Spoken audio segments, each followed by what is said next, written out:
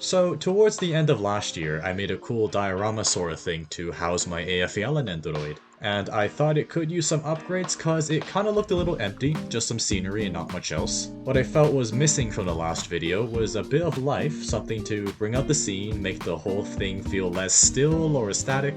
It's like if you built a neat dock in Minecraft, but no boats in said dock, it sort of feels very unpopulated. To start with our life injecting quest, we're gonna add something to the back because all that's there is Aya's caster class and skill icons. I haven't done anything with the bottom black strip there, so let's change that by spelling out whose figure case this is actually for. This whole thing probably makes up about a quarter to third of the total footage I have, cause this took ages. First I had to measure everything and figure out how big each of the 10 letters are gonna be, which are I believe 7 by 8 millimeters-ish. They're really tiny.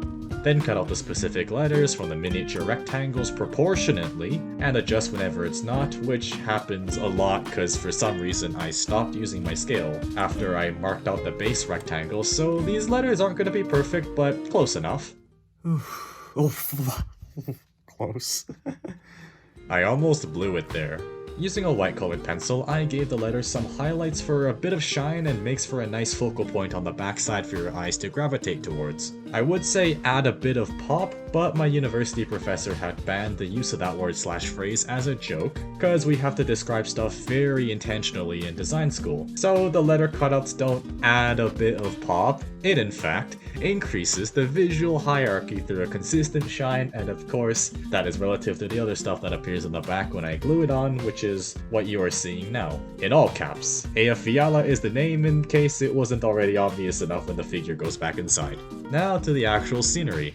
I was reminded of Pompeii, that one boss during the Obsidian Festival event, when figuring out what I wanted to do. And instead of Pompeii, because I thought it would block too much of the scenery, we're going for some smaller Originium slugs, sketching it out, referring to the actual game opened up on the side, and trying to sketch out enough to be recognizable. Started with the rough shape, cutting that out, double layering it all so the sketching isn't showing, cutting again and detailing it with a single color of pencil cause I'm bad at art. Bam! Some 2D Originium slugs. It's assembly time, and the sluggy boys need a way to stay upright, so I got myself a bunch of small charcoal-y rocks to match the scenery and then prop up the slugs against them at an angle because who is going to look at this straight on? With the addition of glue, of course.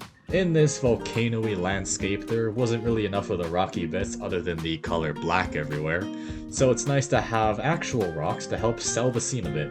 Speaking of the scenery, that volcano kind of looks a bit sad with no proper eruption, mostly mist hanging around. I had leftover cotton balls from the last video and added some more smoke coming out of the peak. The first attempt might have been a bit overkill, but after removing some, we go from a very pissed off volcano to only a mildly irritated one. And those were the upgrades.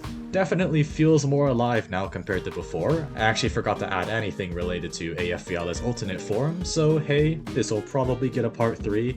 But I would like to start another one of these for a different Nendoroid. Anyways, that'll be it. Thank you for watching, and I'll likely put up a community poll for which Nendo I tackle next, so you can all maybe get yourselves invested, or even give some fun ideas for me to completely butcher.